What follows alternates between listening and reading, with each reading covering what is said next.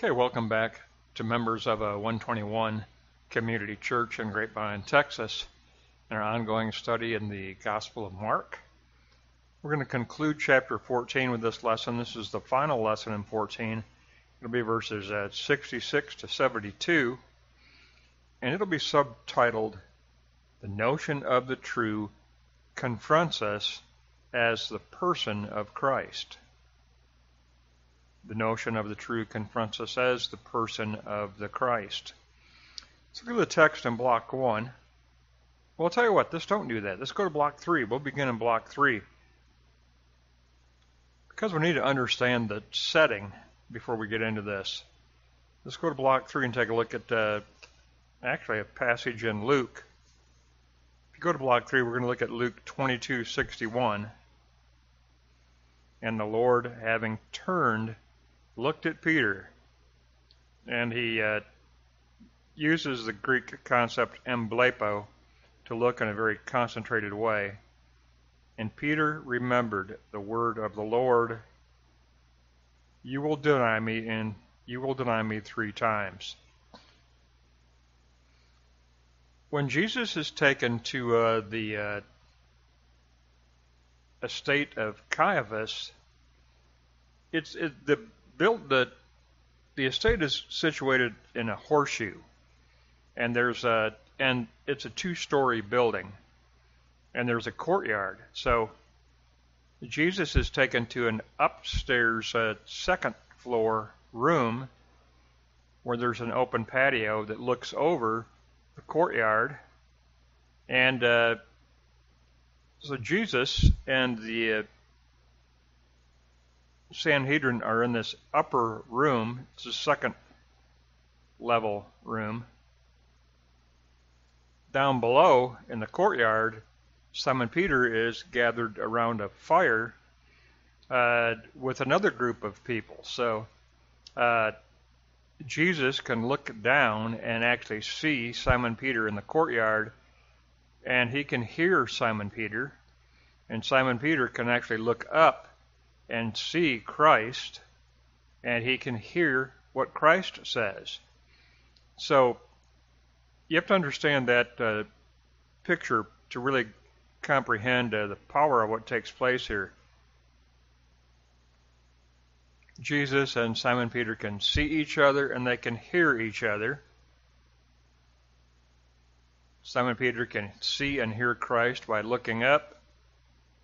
Christ can see Simon Peter and hear Simon Peter in the courtyard below.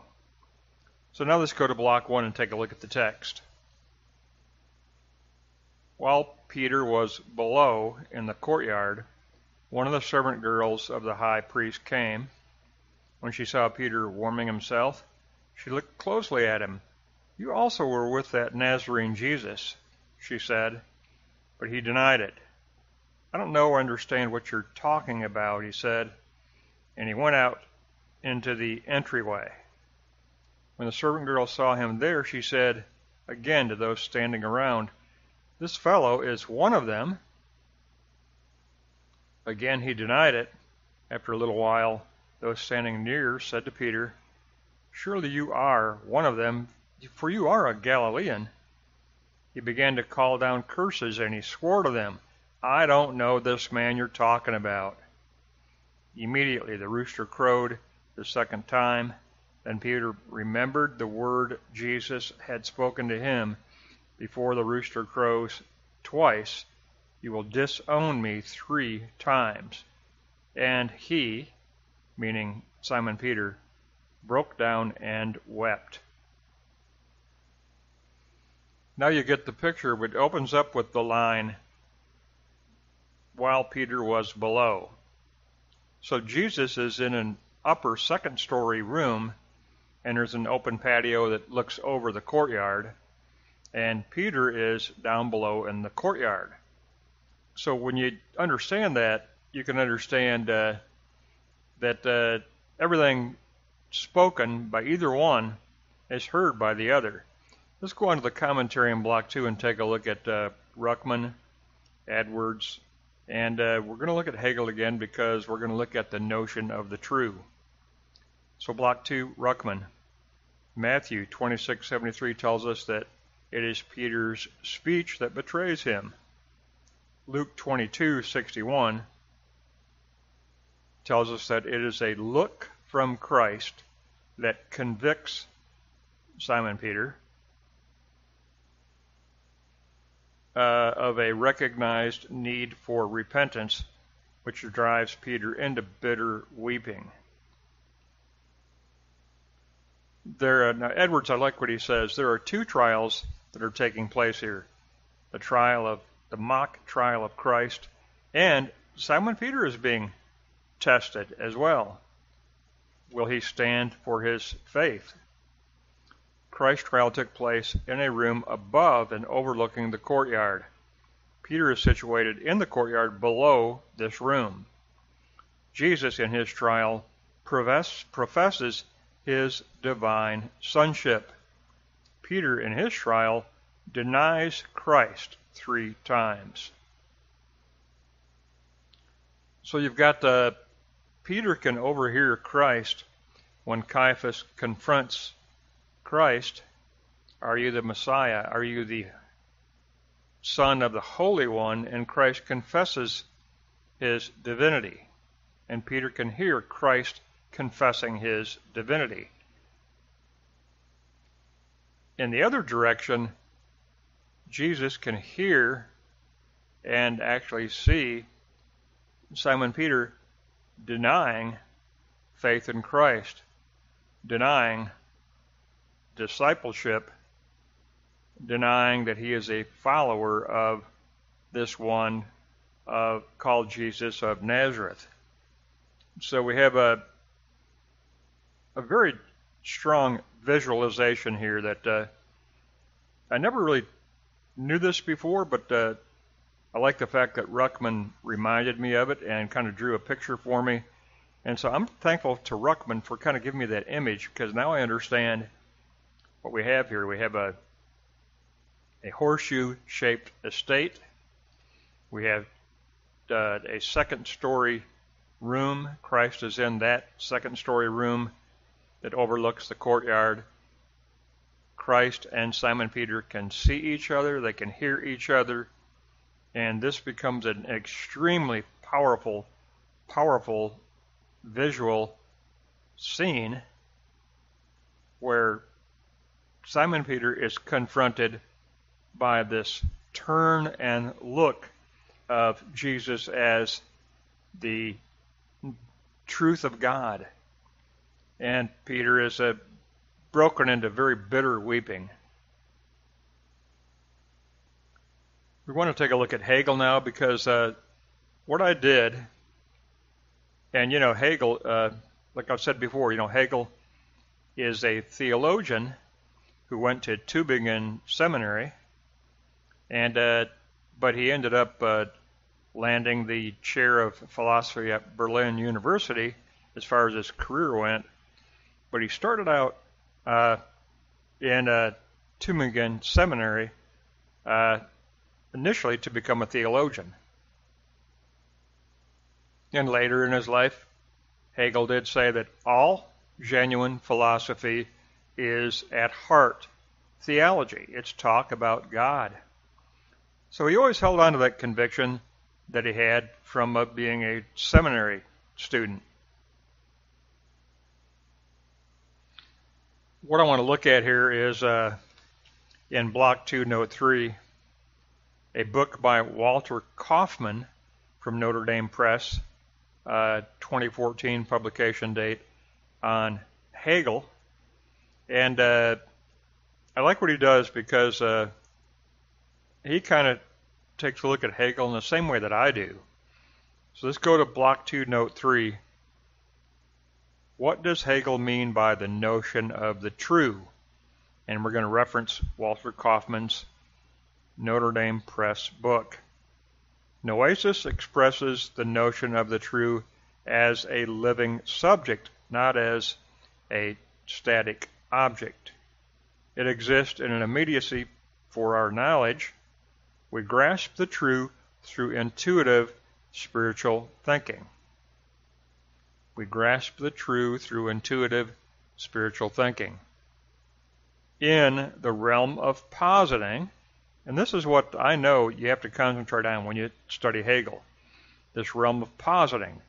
Well, what is that realm? It's the realm where we posit or put forth our worldview, our spiritual worldview. It's where we proclaim our spiritual worldview. We put forth or posit our spiritual worldview. In the realm of positing, where the true is always in motion, the spirit reconstitutes itself through the act of positing and becoming present in the self's reflective self-consciousness. We discover the true in this realm of positing, which for Hegel means the realm of spirit. And in the realm of spirit you have history. And within our history we have different people positing and putting forth different worldviews. Today we have a secular group that proposes something called the woke agenda. And that is a very specific secular liberal worldview that gets a lot of attention, a lot of media, and it's posited in our history, in our culture, as a possible worldview. And we stand in opposition to that as believers. We posit a biblical worldview as believers. And so this dialogue, this realm of spirit, it's always in motion. It's always a realm of oppositions. It's a realm of oppositions reconciling themselves in a dialectical way. And as Christians, we stand for our truth against those who support for today, we'd say, for those who support the secular woke agenda, and they stand for their truth. And those two positions stand in opposition constantly. But that's what Kaufman means here. He says, in the realm of positing, the true is always in motion. It reconstitutes itself through the act of positing, and it does become present in the self's reflective self-consciousness. We work out our own self-identity as we work out our worldview and posit our worldview and share our worldview. At the same time, we are working out our own self-conscious self-identity as well. So it's a very powerful presentation from Kaufman here. I like what he gave us. I really like what Ruckman gave me. I really do. Ruckman reminded me of that the visualization, what this whole episode looked like, and I may have known that in the past, but I had forgotten that. So I like Ruckman reminding me of the look from Christ from above, looking down on Simon Peter. They could see each other and they could hear each other. I love that visualization of this narrative. Let's go to block 3 and take a look at that Luke 22:61 again. And the Lord, having turned, looked at Peter. Emblepo, he looked at him in a very concentrated way. And Peter remembered the word of the Lord.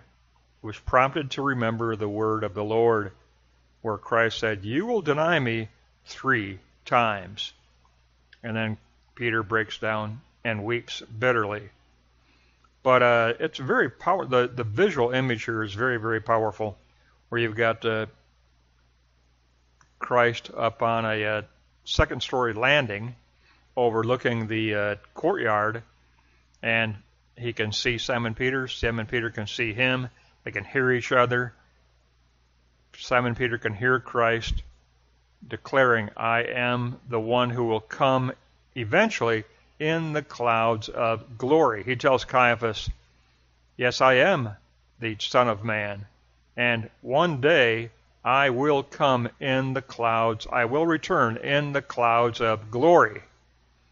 I am the Son of Man. I will come in the clouds of glory.